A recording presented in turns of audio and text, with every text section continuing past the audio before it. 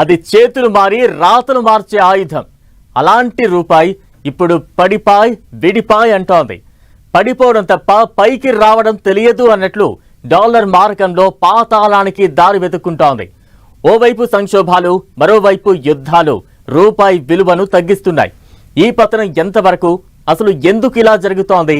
Dollar century కొట్టడం ఖాయమా? అదే జరిగితే జనాలపై ప్రభావం ఎంత?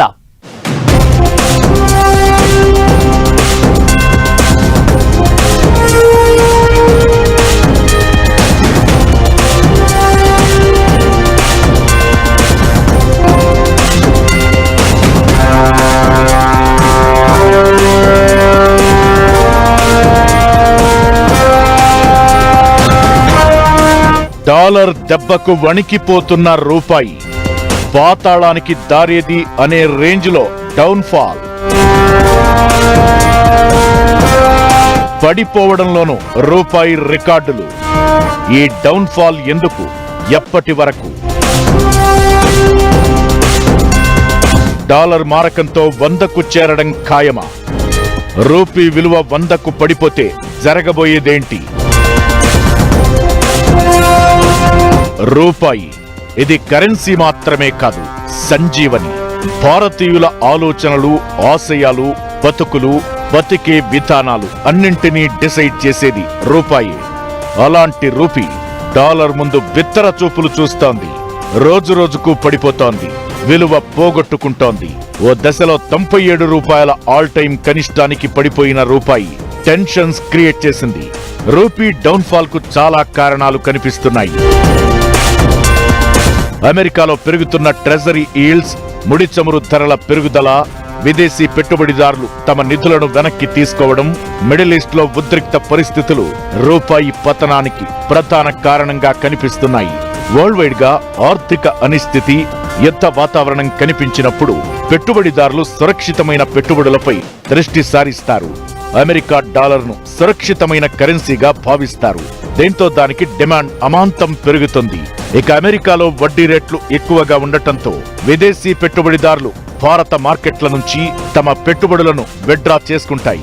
డాలర్లు కొనడానికి రూపాయలను విక్రయించడంతో రూపీ విలువ పడిపోతోంది. డాలర్తో మారకంతో ప్రస్తుతానికి 95కు పైనే ఉన్న రూపాయి 100కు పడిపోతుందా? అదే జరిగితే మన పరిస్థితి ఏంటి అనే చర్చ జనాల్లో వినిపిస్తోంది. గతేడాది ఆసియాలోనే బలహీనమైన కరెన్సీగా పనిచేసిన రూపాయి 2026లోనూ అదే పరిస్థితిలో కొనసాగుతోంది. ఈ ఏడాదిలో ఇప్పటి వరకు అమెరికా డాలర్తో కంపేర్ చేస్తే రూపాయి విలువ 7.04% పడిపోయింది.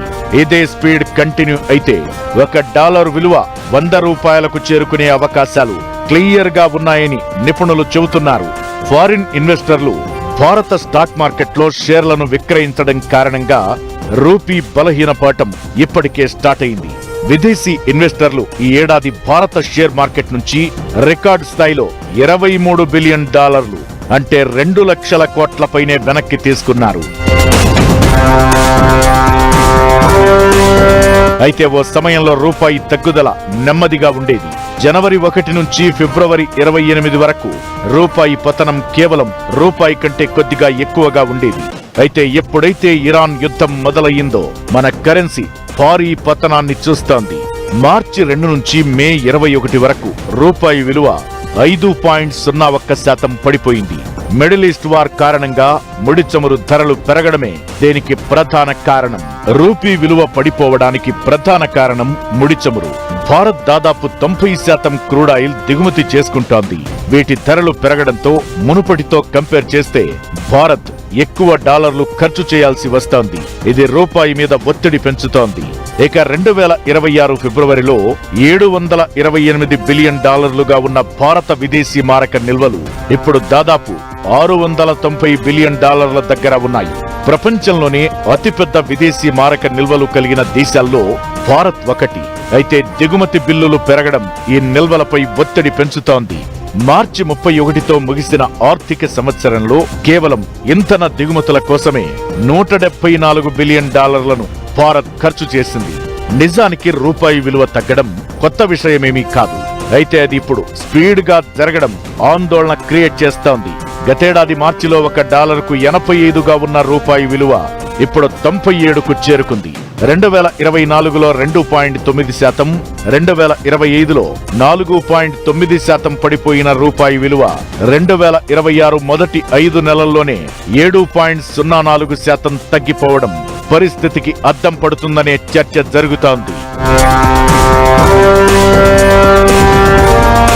రూపీ వీక్ అయితే విదేశాల నుంచి కొనుగోలు చేసే వస్తువుల ధరలు పెరుగుతాయి. ముడి చమురు, ఎలక్ట్రానిక్స్, యంత్రాలు, ఎరువులు, రసాయనాలు ఖరీదుగా మారతాయి. పెట్రోల్, డీజిల్, రవాణా, ఆహార ధరలు పెరిగి ద్రవ్యోల్బణం పెరుగుతుంది. దీంతో పాటు విదేశీ మారక నిల్వలు తగ్గిపోతాయి. విదేశీ అప్పులు ఖరీదవుతాయి.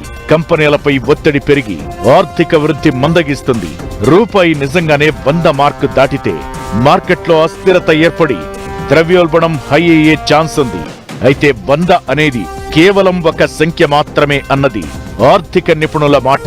రూపాయి విలువ తగ్గినంత మాత్రాన దేశం ఆర్థిక సంక్షోభంలో కూరుకుపోదనే అభిప్రాయం వ్యక్తం చేస్తున్నారు.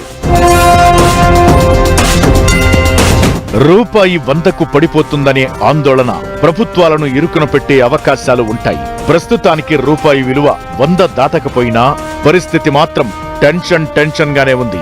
అయితే భారత ఆర్థిక వ్యవస్థ బలంగా ఉందని, దేశీయ వినియోగం, జీడీపీ వృద్ధి రూపాయి పతనం మిగిల్చిన ప్రభావాన్ని కొంతవరకు తగ్గించే అవకాశాలు ఉన్నాయని ఆర్థిక నిపుణులు అంటున్నారు. రూపాయి విలువ నిజంగా 100కు పడిపోతుందా లేదా అనే సంగతి ఎలా ఉన్నా ఆర్బీఐ ఇప్పటికే చర్యలు మొదలుపెట్టింది. ఈ పతనానికి బ్రేక్ వేసేందుకు పక్కా ప్లాన్తో ముందుకెళుతోంది. రూపాయి విలువ వేగంగా పతనమవుతున్న వేళ చాలా మందిలో చాలా రకాల అనుమానాలు వ్యక్తమవుతూ ఉన్నాయి. బతుకులు భారమవుతాయా, భవిష్యత్ భయంకరంగా ఉంటుందా అనే చర్చ నడుస్తోంది. రూపీ డౌన్ ఫాల్ తో జరగబోయేది ఇదేనా? అసలు 100 అనేది ఒక నంబర్ అని మాత్రమే ఆర్థిక నిపుణులు ఎందుకంటున్నారు? రూపీ విలువ పడిపోయినంత మాత్రాన కంగారు పడాల్సిన అవసరం లేదని ఎందుకంత ధీమా చెబుతున్నారు? అసలు ఈ పతనానికి బ్రేక్ వేసేందుకు ఆర్బీఐ ఎలాంటి చర్యలు తీసుకుంటోంది?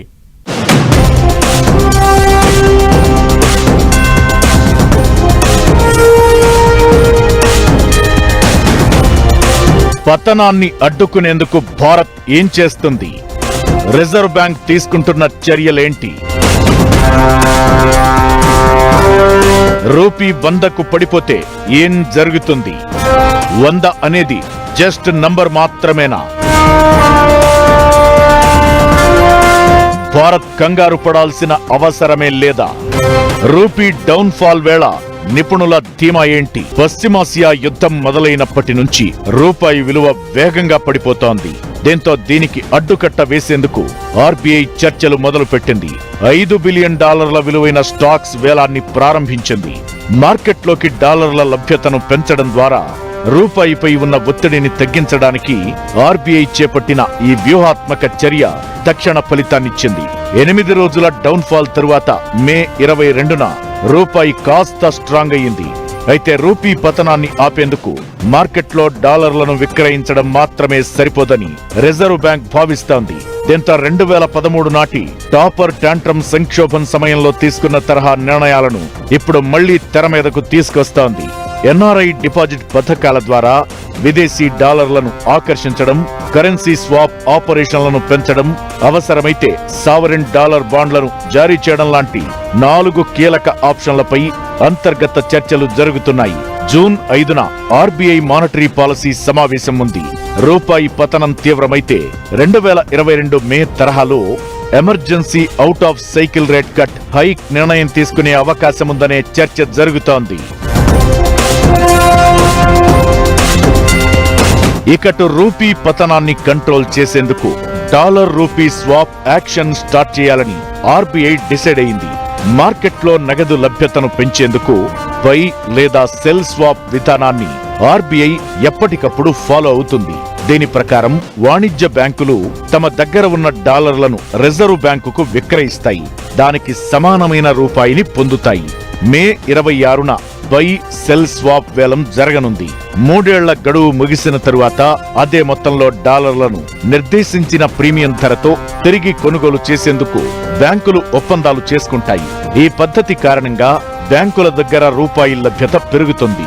దేశీయంగా విదేశీ మారక నిల్వలు బలోపేతమవుతాయి. దీంతో బ్యాంకుల దగ్గర నగదు కొరత సమస్య ఉండదు.